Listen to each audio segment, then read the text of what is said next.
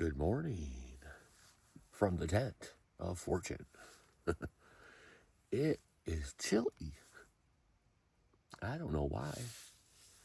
It's still supposed to be hot the next few days and then it cools down a little bit, but it's cold. I have my puffy on.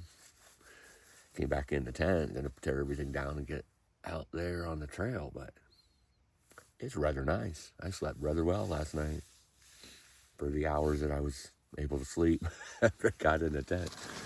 At 11:30. Felt nice. Got mosquitoes in here with me now. And there's supposed to be a lot of mosquitoes coming up in the next few miles because there's a lot of ponds and lakes. Like the next 40-something miles, and then it starts getting more into the lava.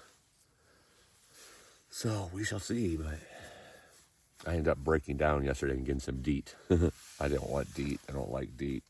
I don't like the chemical near my gear, but mosquitoes were just too bad, and that organic, whatever it was, natural ingredient one that I had was just horrible. It lasted for like a minute and then faded away, and the mosquitoes would come bite me anyway, so that'll give me a little relief walking through mosquito land here in the land of lakes.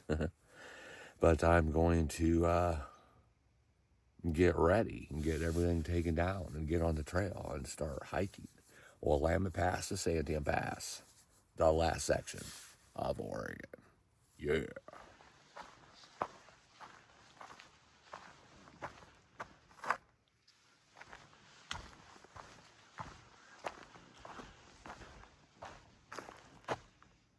Rosary Lakes, Maiden Lake, Gold Lake, the land of lakes, I'm telling you.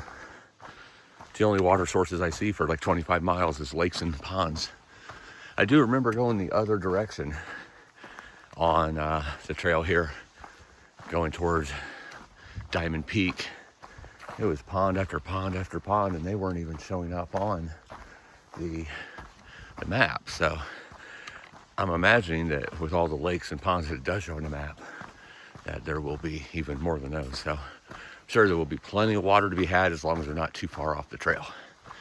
About a 700 or 800 foot climb in the first 2.5 miles here. All in all though, not a big elevation day. I think it's a little over 3,000 for 20 miles. It's not bad at all. And it seems to be 2 pretty big climbs. I'm at 5,000 feet right now. And I'm telling you, I cannot believe it's this chilly. I'm wearing a puffy. It's been 100 degrees the last 2 to 3 days. What the heck? I'm sure it's going to be hot today too, but it sure got down chilly last night. I'm not complaining because that makes me sleep better. Just shocking, I guess. Wow, it's a beautiful forest here. Getting more towards the central and northern parts. Well, central, not quite northern yet, but central part of Oregon, where just great big lush green forest. Of course, until I'm outside the forest in the lava rocks. Oh, what a good time I had last night. Scott is one heck of a trail angel, I'll tell you that. I'll get to his story in a little bit. I want to share his story with you. But just being able to get out there and help transfer cold water, well, not cold water, but fresh water for the hikers, 3 different caches and areas that are pretty dry. That was great.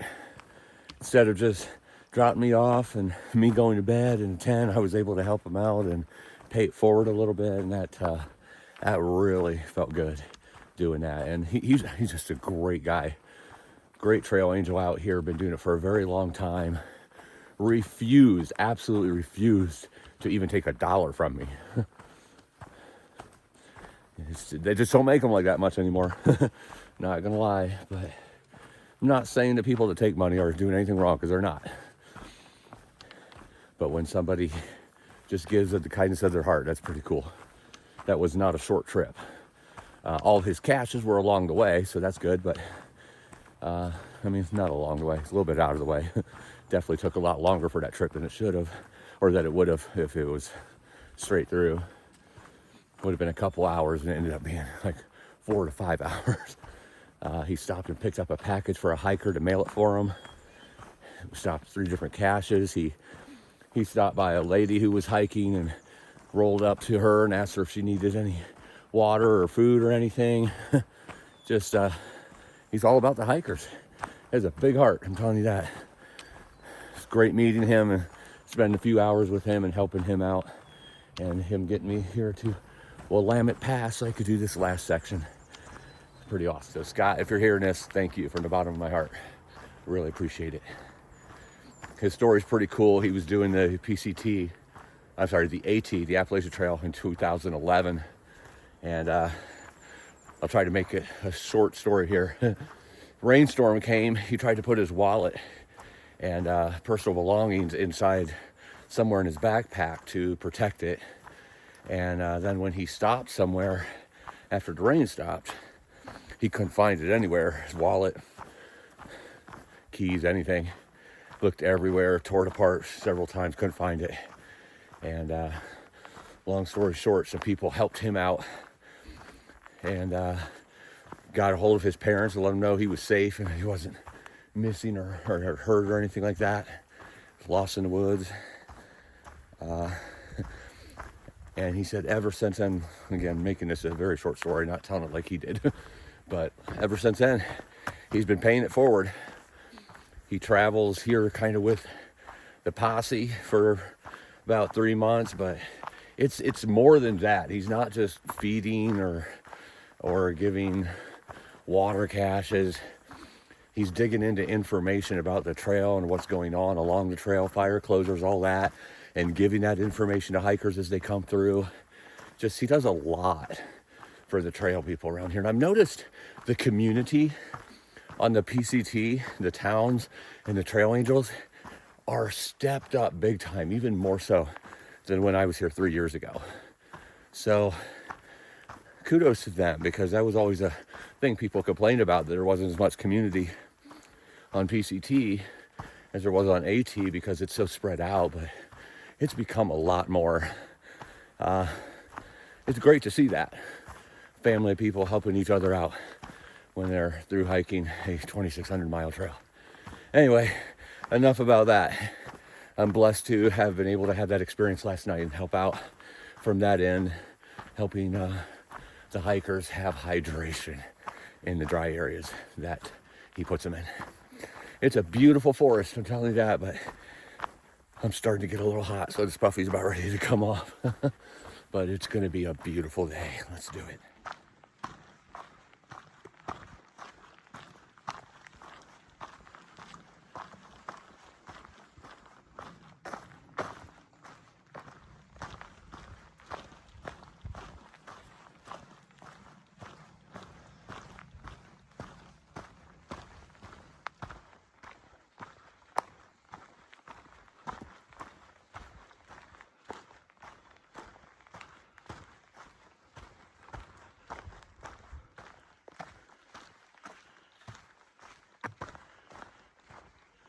Forest here is so beautiful, so thick and lush, so peaceful. Especially now that I'm away from that road. Beautiful. Oh, I'm excited about this section. I'm excited about all the sections equally. I just get really excited because I'm on it right now. The moss coming from these trees, the sun coming through, very dense forest, beautiful.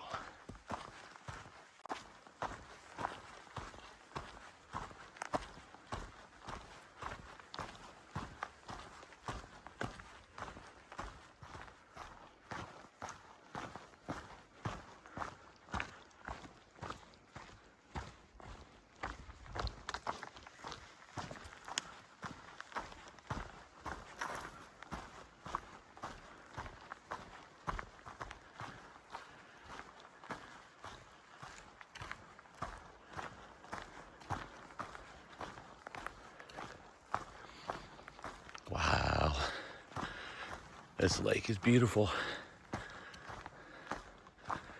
Get off the trail here for a second. Take a look at this. It's hazy. I've been smelling smoke. I'm hoping it's just somebody with a campfire, because there's not supposed to be any fires in this area. they can start up at any time. Wow, what a beautiful lake. Those mountains on the other side are gorgeous. The stillness of the lake, wow, I'm impressed.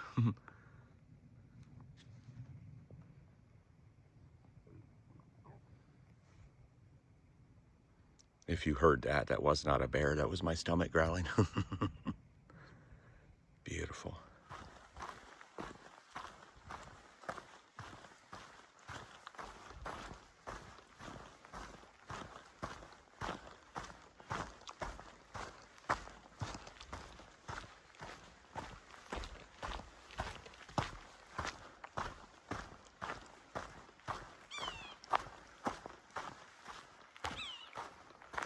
Here's another little lake with this beautiful mountain as the backdrop.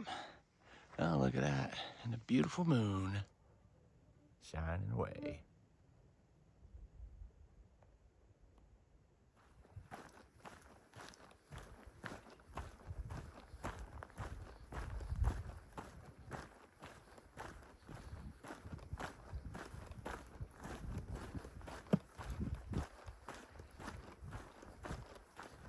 This is what most people think about when they think about Oregon. Pines and evergreens for days. Definitely in Central Oregon here, it lives up to that.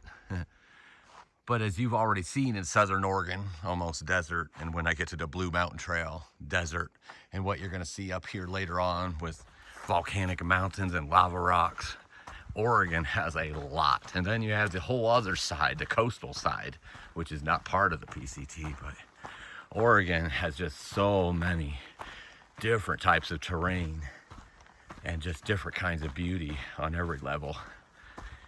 I love this state, I'm not gonna lie. I love Oregon and Washington. That's why I moved here a long time ago.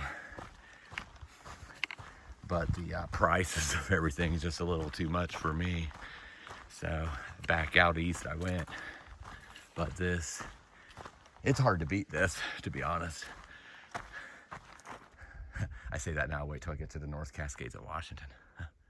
Look at this, just so much depth of pine and evergreens. Beauty everywhere.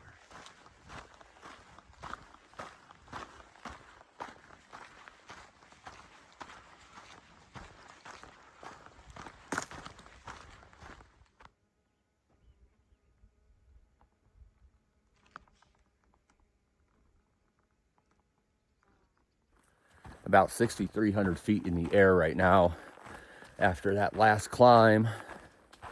Still feeling nice and cool, but that sun's coming out, definitely an intense sun being in July like it is. Definitely feel that warmth. I don't think it's going to get up as warm here as it has the last couple days in Southern Oregon. It's about 100 miles from there on the road, probably 70 or 80 as the crow flies. So it's not that much more north, but a little cooler because of the elevation, that's for sure. I will be up 6,000 to 7,000 for most of this section. I could see at the last outcropping I stopped at, Diamond Peak, which is going the other direction from Willamette Pass, which I already did 3 years ago. That's also a whole bunch of lakes around there, but Diamond Peak, if I remember right, is right around 9,000 or 9,500. It was covered in snow. It's odd because Mount McLaughlin yesterday hardly had any snow on it, and it's much taller. Crater Lake still had quite a bit of snow driving past that last night. But this was a lot. I've heard that there's quite a bit of snow around the Sisters still, but those are all huge. Those are 11,000, 12,000 foot mountains. I'm not walking on top of those. I'll be up to about 7,500. So I don't know if there's gonna be snow, but there could very well be snow based on what I seen there. That was a lot of snowfields on that mountain. Good thing that's already done. I'm going the other direction. We'll see what happens over the next couple of days, but there could be definitely some snow left in this section as the elevation gets higher. I mean, it's never gonna really get higher than about 1,300 from where I am right now, but that could be a lot of difference for sure. I haven't seen any snow where I've been yet so far today.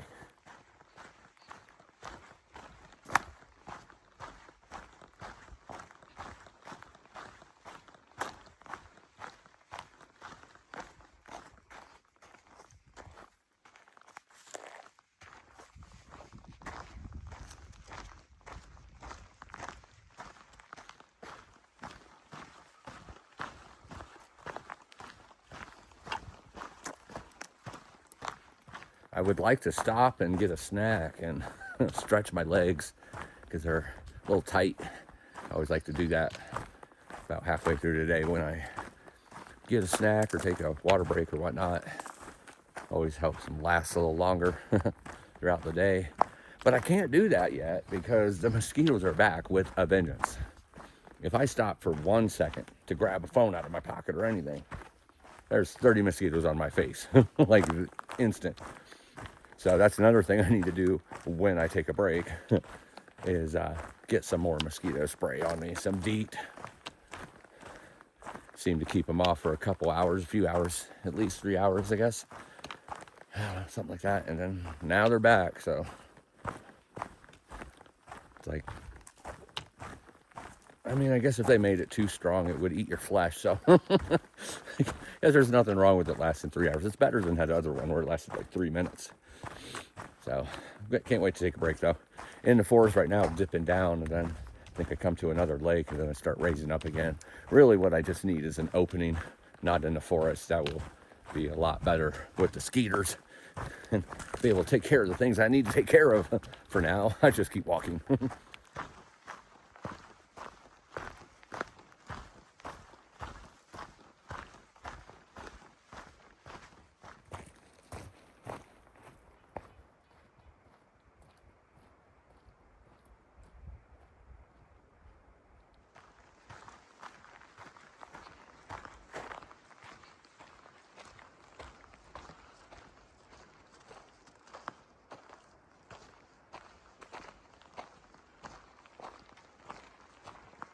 I'm hungry.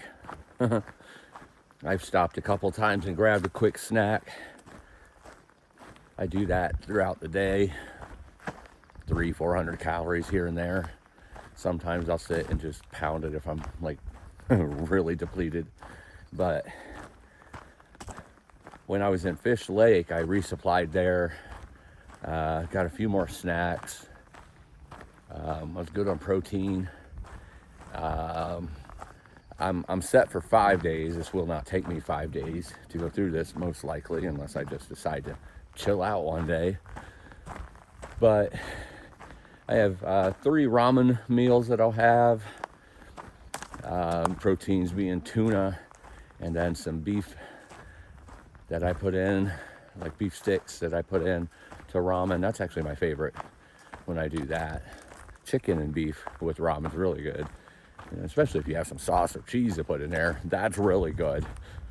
Sometimes peanut butter. Anyway, I digress. Then I have 2 dehydrated meals too that I picked up there. One was a Mountain House lasagna, just a typical, 500-600 calorie meal. Not very much, but I always eat a bunch of stuff with it.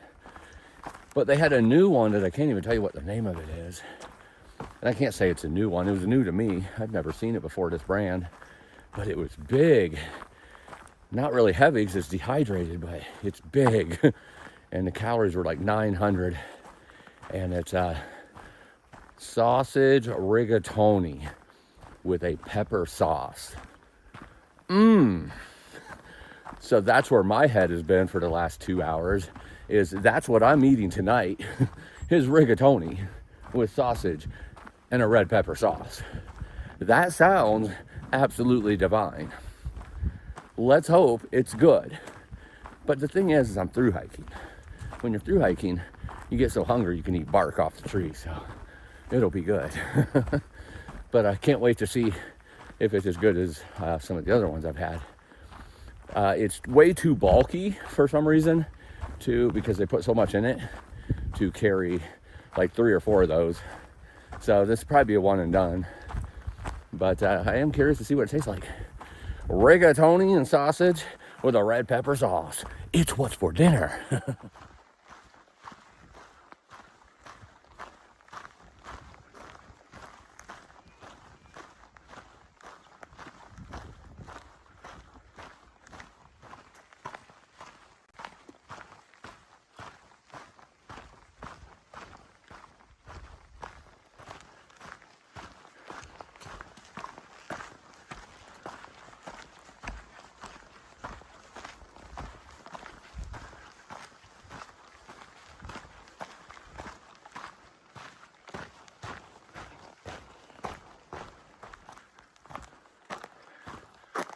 That's a pretty cool rock formation over there.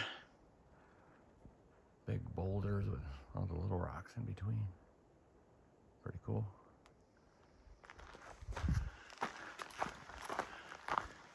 Up about 6,500 feet in elevation now. Seeing quite a bit of little snow fields.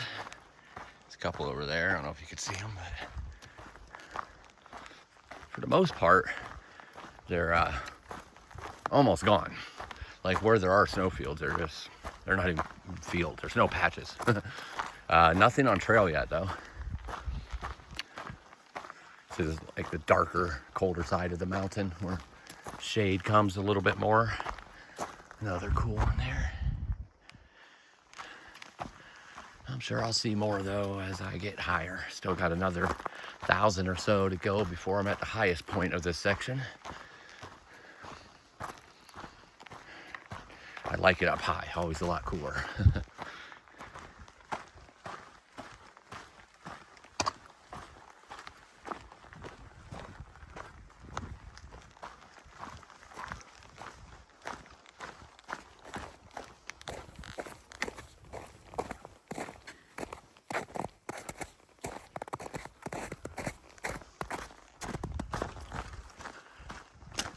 Quite a few snow patches around this area. Coming into the dark side, descending this mountain.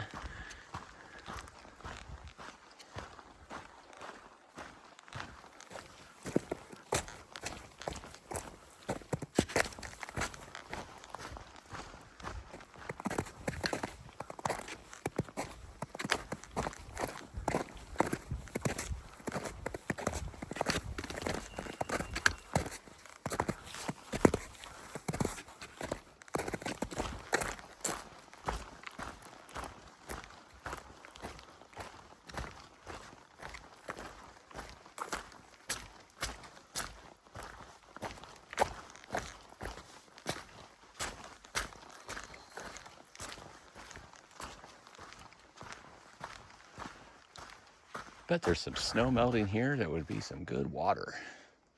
I'm gonna look around because I could use some good cold water. Got some here on the trail, but not deep enough.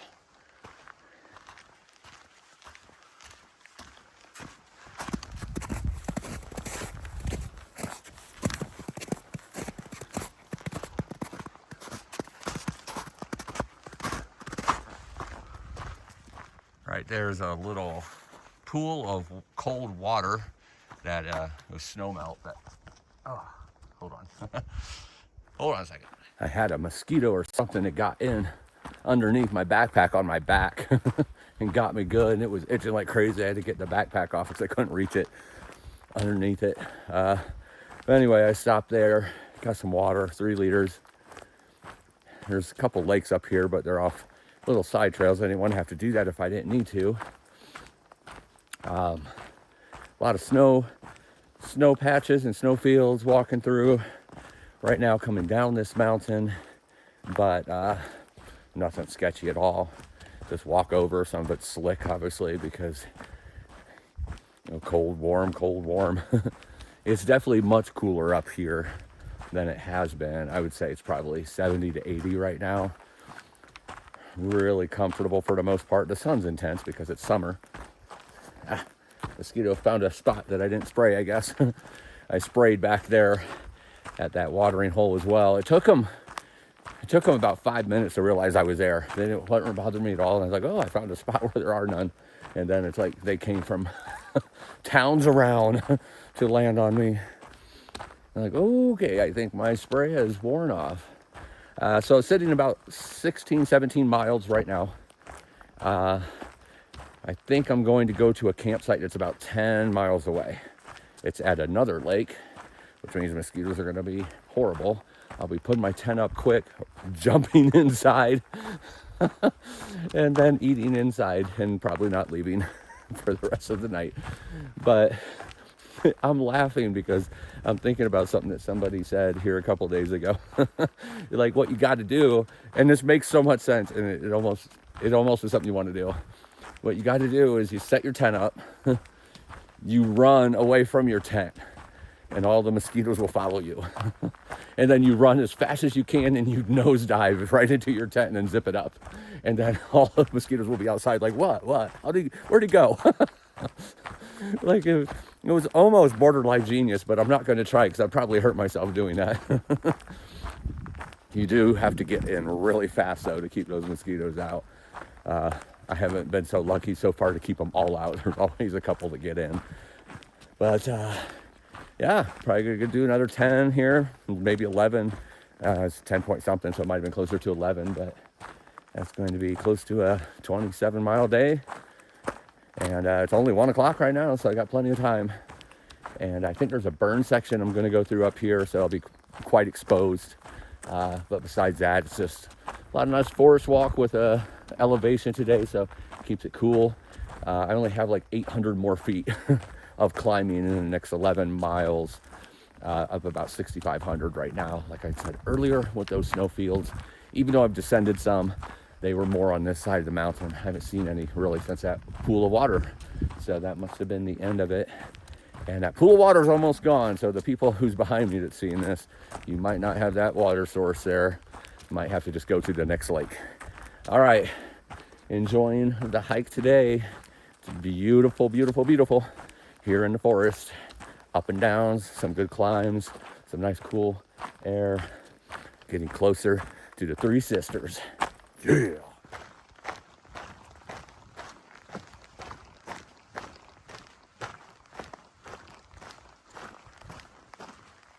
Another beautiful lake that I could see through the trees. Looks like some people are out there enjoying with a canoe or a kayak or something. It's beautiful. Wrapping around this one though, side trail to the lake. That's why I stopped at that watering hole earlier. So I could walk right around this one, but there's plenty more lakes to come.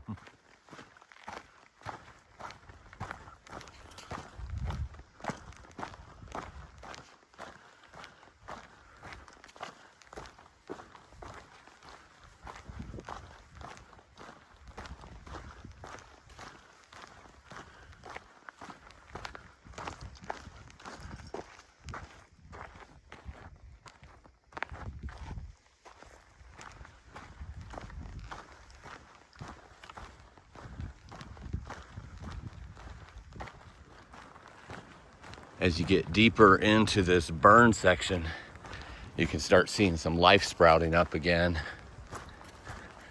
I'm not sure how long ago this was, but it wasn't too recent because, well, it just has a different look when it's recent within the last couple years.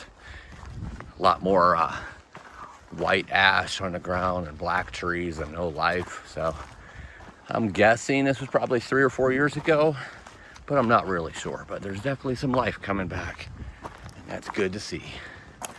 Very good to see.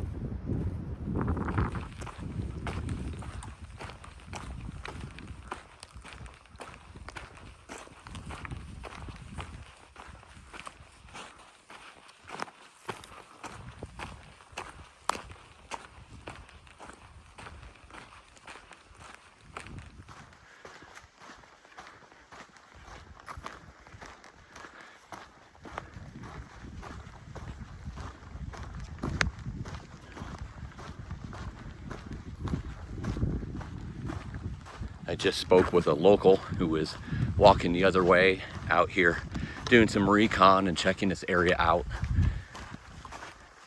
Which, by the way, this burn area has went on for miles, and it still is going to be miles, I believe. At least 2 more. But he said this area here where the trees are even gone,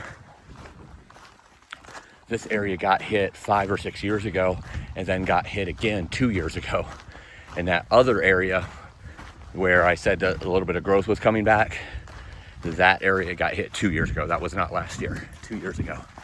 So I was thinking it was 2 or 3, just from the fact there was a little bit of growth, but not much. It's complete destruction everywhere. Thankfully for me right now, it's not an extremely hot day like it has been, because this would be unbearable here in the afternoon, going on for miles. I mean, I knew this was coming. Burn sections always are hot and no cover and exposed. They're not always this big and long. Just when you thought you were leaving it, you were right back in it again. The only reprieve, which is not a reprieve, it sounds selfish, but I tried to look for the positive in a negative, is the fact that up here, there is I'm pretty sure I seen the top of one of the sisters, which you would not be able to see if the forest was here right now. So that would be the only positive, is if I was able to get a view of what I'm going to be walking into in the next day or two before I actually walk to it.